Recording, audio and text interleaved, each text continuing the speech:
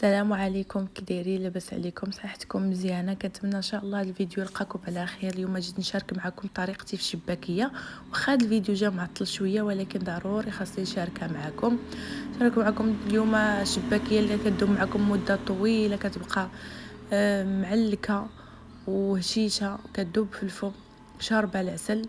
المقادير ديال العسل وكل شيء نخليو فيديو اخر ديال العام الفايت، يعني بلا ما نعاودو معكم، غنخليكم في صندوق الوصف. هنا البنات غادي ندوزو المقادير وطريقه التحضير. هنايا درت 2 كيلو و200 غرام ديال الدقيق، درت معاها واحد 2 معالق كبار ونص ديال مخلطه ما بين حبه حلاوه والنافع، درت معلقه كبيره ونص ديال القرفه، بغيتو تزيدو زيدو. هنا درت 300 غرام ديال زنجلان اللي مطحون ومغربل. هنا درت واحد الكوزه ما كنديرهاش ديما، يعني مره غادي ندير منها غير واحد الحكه، يعني غير شويه ماشي بزاف، ما تكتروش منها. غادي ندير هنا واحد قبيصات الملح، وغادي ندير البنات واحد المعلقه صغيره ديال سكينجبير. هاد السكينجبير صحات لي بيه واحد المراه، قالت لي ديري سكينجبير شوفي الشباكيه كيفاش تجيك، يعني واحد لوغو كيجي فيها زوين بزاف. صافي هنا غندير واحد الخماره ديال 8 غرام. هنا غندير نص كاس ديال الخل، ما تكتروش الخل تاني باش ما تجيش تاني هشيشه، تبقى غير تفرتت وما تقلوش باش تجي المهم بين وبين. هنا غندير كاس ديال زيت نباتيه. انا البنات ما درتش كاس ديال ما درتش زيت الزيتون، حيت زيت الزيتون البنات واخا نديروها غنقليو الشباك، يعني ما بقى عندها حتى شي فائده. هنا درت كاس ونص ديال الزبده نوازيط، يعني بقيت خليتها كطيب حتى تحيد لنا داك الحليب ديالها. صافي غادي نحاول نبسبس هاد الدقيق هذا وهاد المكونات اللي درت معاه حتى يدخلوا مع بعضياتهم. ومن بعد البنات هاد الدقيق هذا كله، هاد النواشف اللي درنا بسبسناهم، غادي نغربلوه، نعاودو نغربلوه، يعني باش يسهل معكم العمليه ملي تجمعوا العجينه. ما تعذبكمش وما تبقاش شي حاجه اللي ما مجموعاش. صافي هنا الا عندكم داك الغربال الكبير ديروا، عندكم غير هادي ديروا حتى هي راه نافعه. صافي هنا غادي نستمر حتى نغربل داك الدقيق كله. هانتوما غادي تشوفوا كيفاش كيولي داك الدقيق، يعني ودوك العناصر اللي درنا معاه كلشي مغربل. سمحوا لي على الازعاج البنات، الا كان شي صداع ولا شي حاجه مع جايه على الشارع ديما صداع حدايا. صافي هنايا غادي نشوفوا هادشي اللي بقى لي، هادشي اللي تحيد، باش ملي تكونوا تشكلوا في الشباكيه ديالكم ما تقطع معكم ما حتى شي حاجه. صافي هنايا البنات غادي ندوز باش نضيف السوائل. عندي هنايا واحد الكاس ديال ماء زهر، درت فيه واحد الشعيره تاع الزعفران شعره، خليتهم تطلقوا فيه، وانا نبقى نحك فيهم شويه حتى يزيدوا عاودوا بحال يذوبوا ويطلقوا. صافي غادي نجيب واحد الكاس تاع الماء نحطو حدايا ونبقى نضيف فيه بشويه بشويه. وغادي نقول لكم في التالي شحال قدوني ديال الماء، والمقادير كلها ان شاء الله نخليها لكم في صندوق الوصف. صافي هنايا غادي نبقى نجمع في ديك العجينه بشويه بشويه. عندكم تشوفوها قاصحه وتبقاو تضيفوا الماء بالزربه، راه الا جرات لكم راه العجين راه الشباكيه ما كتجيش هشه، كتجي قاصحه. صافي هنايا البنات من بعد ما تجمعات لي تقريبا داك الكاس اللي درت، كاس كبير ونص اللي قداتني ديال الماء، كيبقاو تضيفوا غير تبان لكم كتجمع. صافي حاولوا تجمعوها ما تخليوهاش تجيكم جاريه. شوفوا هنا راه كيف كتشوفوا راه قاصحه. هنا نديرها فوق سطح العمل، نقسمها على جوج الا غلباتكم بحال هكا. صافي وتبقاو تدلكوا فيها، يعني ما تحتاج تدلكوها بزاف. راه ملي كتغطيوها بالبلاستيك، ملي كتغطيوها واحد 10 دقائق ولا 5 دقائق، راه كتطلق راسها وكتدلك راسها براسها. صافي هنايا غنغطيها كما قلت لكم وغنخليها واحد 10 دقائق قبل ما نجمع هذوك الماعن اللي كانوا عندي ونقي الدنيا ونرجع ليها. صافي هنايا غادي نقسمها علاش ما بغيتو. الا كنتو غادي تطلقوها غير بالمدلك ديروهم كبارين، كنتو غادي ديروها في الوراق ديروهم غير صغارين باش يجيكم ساهلين. صافي غادي نقسم ديك العجينه وغادي نديرهم هكا حرابل باش يجوني ساهلين اني نقسمهم. ملي نبغي ندير لهم مدلك باش نورقها، وضروري تغطيوه بواحد بلاستيك غذائي ولا شي بلاستيكه كيف ما كانت. المهم ضروري ما يدخلهمش الهواء باش ما تنشف لكمش العجينه. صافي هنايا غادي نحاول اني نسرحهم على شكل هكا شويه معرض، والطول ضروري الطول يكون كتر. وغادي نهز ديك الجنب التحتاني نديرو على الفوقاني، يعني نورقوه على 3 ولا على 2، يعني ماشي مشكل. هذه هي الطريقه باش تجيكم الشباكه ديالكم مجعبه. صافي غادي نستمر هكا حتى نكمل داك الكميه كلها اللي عندي.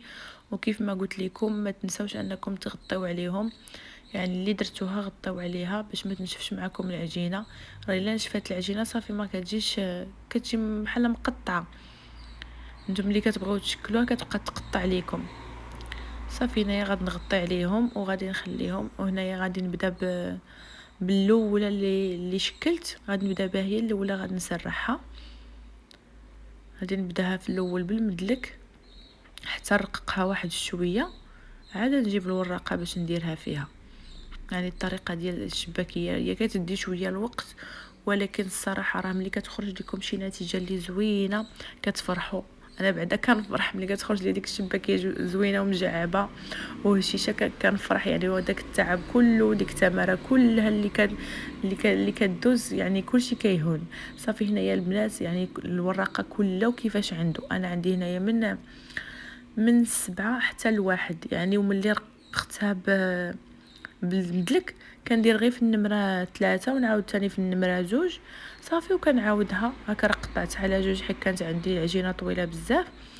صافي وكان ما كنتش فاهمه لها الصراحه مزيان، حتى الاخر عاد فهمت لها. يعني كاين ملي كنبغي ندير ما بين 2 و1 هو اللي كيجي شويه رقيق، ما كتقول يعني كتمشي لي غير البلاصه اللي في 2. صافي من بعد عاد عرفت ليها وليت كنجبد هكا شويه العجينه. وصافي هذا هو السمك، يعني ما خصكمش ترققوها بزاف باش متبقاش ثاني تهرس ليكم. صافي البنات هذه راه كتساعد بزاف لواحد الدرجه ما تصوروش، وكيجيكم قد ما بعضياتهم. صافي هنايا كنفكهم، يعني غير بركم مزيان راها كتقطع. ولا ما بغاش يتقطع لكم يعني تقدروا ديروا الجراره العاديه هكا تفرقوا بها هادوك، هذا هو بحال هاد السميطات. صافي هنايا كنجبدها واحد شويه، غير شويه باش بحال الطوال اللي العجينه. وهنا طريقه الشباك هذه بالنسبه ليا هذه اسهل تشبيكه. غادي نهزو الجوج الاولين نحطهم على 2 الفوقانيين، وداك الشريط اللي كيبقى الاخر غادي نقلبوا العجينه ونديروهم من التحت. ساهله. هنا 5 الشرائط. صافي غادي نهزو هاد الجنب التحتاني غادي نقرصوه مع الجنب الاخر. صافي وغادي نقلبوها. ضروري توركوا عليه مزيان باش ما يتحلش معكم من بعد. صافي وغادي نحلوها من الفوق كيف ما شفتوها نتوما. وغادي نجبدو واحد شويه من الوسط باش تجي ديك الوريضه مجموعه. الا جوج جناب جاكم هكا طوالين تقدروا تقطعوا منهم، انا جاوني عاديين. صافي هنايا كما شفتوا التشبيكه راه كتبقى كيف ما هي. صافي هنايا غادي نعاود معكم واحد وحده اخرى. كيف ما شفتوا كنجبد واحد شويه باش طوال لي دوك سميطات يطوالوا. حنا كما قلت لكم 5 الشرائط. كنهزو الجوج الاولين كنحطوهم على 2 ثانيين. صافي هكا وكنقلبوا العجينه وكنهزو داك الشريط اللي بقى كنحطوه من الوسط.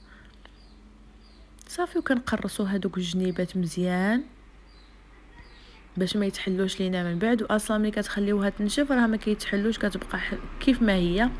صافي غادي نحلوها كيف ما قلت لكم من الفوق غير بشويه عليكم، يعني واللي يعني معلم بزاف راه ما كتجيه ساهله ماشي، يعني كتزربوا عليها. صافي كيف ما قلت لكم كنجبدوا واحد شويه، يعني ما تجبدوش بزاف حتى تقطع ليكم. كنقرصوا دوك الجنيبات. صافي وكتجي البريضه ديالنا هكا ساهله. صافي هنا غنستمر حتى نكملهم كاملين وغاد نرجع معكم.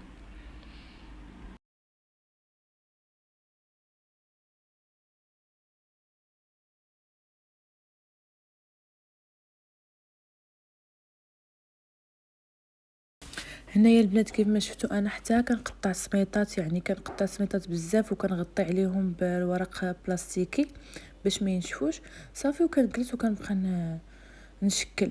يعني حاولوا البنات باش ملي تكونوا خدامين بحال هكا ما تبقاوش واقفين. انا ما جاتنيش كاع نبقى جالسه ونخدمها. وصراحه اثرت عليا على ظهري بزاف، يعني ما كنصحكمش انكم تخدموا وانتم واقفين. صافي هنايا البنات اللي كملتها كنديرها في الطاوه وكنزير مع بعضياتهم باش ملي نشفوا يبقاو شادين ديك لا فورم ديالهم. صافي هذه هي الكميه خرجات لي، يعني الطاوه تقريبا الكبيره والصغيره حتى هي. الحمد لله كميه اللي وفيره، والحمد لله البنات راه ما ضاعت لي حتى شي وحده ملي قليتها وعسلتها وحده ما تهرساتش. صافي هنايا انا غطيت عليها البنات اللي كامله. صافي كيف ما شفتوا كتنشف، ماشي كتنشف، واخا كتنشف ما كتجيش يعني ماشي كتقساح ولا، يعني كتبقى. المهم هي انها كتحافظ على الشكل ديالها ملي كتقليوها. خليوها ضروري تنشف، الا ما خليتوهاش ليله كامله خليوها واحد 4 سوايع هكاك ولا. صافي هنايا البنات الزيت خصو يكون سخون، من بعد عاد تنقصوا عليه باش طيب على خاطرها وما تبقاش لكم خضره من الداخل. صافي هنايا كندير وحده فوق وحده باش وحده تزير على وحده، وكنزرب بالسربه باش نديرهم في الاناء اللي كنقلي فيه باش يتزيروا مع بعضياتهم وما يتحلوش. وفيه لنا البنات كيف ما قلت لكم الطريقه راها ناجحه، تبعوا الوصفه كما هي والمقادير اللي مضبوطه، وقصحوا العجينه ديالكم راه غتجيكم شباكيه ولا اروع، يعني الدقه راه حمق عليها. صافي هنايا من الزيت اللي تكون سخونه يلا نحيدوها نديروها في العسل اللي يكون بارد ويكون ثقيل. صافي هنايا غادي كيف ما شفتوا ملي كتسمعوا ديك التش ديالها راه هذيك هي احسن حاجه، يعني صافي راه تشرب لكم العسل. صافي وكنخليها تمايا حتى كندير القليه الثانيه حتى هي كندير 2 قليات في هذاك الاناء اللي فيه العسل. صافي حتى كتبغي طيب لي القليه الثالثه عاد كنصفي القليات اللي درت في داك العسل كنديرهم في واحد الكسكاس باش يتقطروا مزيان. صافي كيف ما شفتوا هنا القليه الثانيه حتى هي غادي نهزها. وهنايا كيف شفتوا راه عرفتي شنو دار لي النحل. ما عندي واحد البلاصه هكا عريانه في الكوزينه اللي على برا. العسل هذا ملي كنت اصلا كنعجنها وكيدور بيا النحل، يعني ملي شم ريحه القوام كيدور بيا. يا ربي سمح لي شحال من وحده ماتت، ولكن ملي كيتخشاو في العسل ما كيقدروش يطلعوا. صافي كيبقاو تما. صافي هنايا درت القليه الثانيه وغادي نخليها نعسل داكشي مزيان، يعني حتى كنغطسهم في العسل ونخليهم هكا يشربوا العسل. عاد كندير القليه الثالثه. صافي هنايا كنحيد دوك اللي يشربوا العسل ونعرفتهم بلا تعسلوا مزيان كنحطهم في واحد الكسكاس باش يتسقطروا. وصافي هنايا هانتوما يعني خرجت لي تبارك الله 2 كسكاسات كبارين. شوفوا الشكل كيف ما درناه كيف ما باقي وشاربه العسل كيف ما قلت لكم، كتجي تبارك الله مجعبه لا من الجناب لا من الداخل. كتشتا دوك الدجايبات كيشربوا العسل تبارك الله، يعني شباكيه تقدروا تعتمدوها في اي حاجه.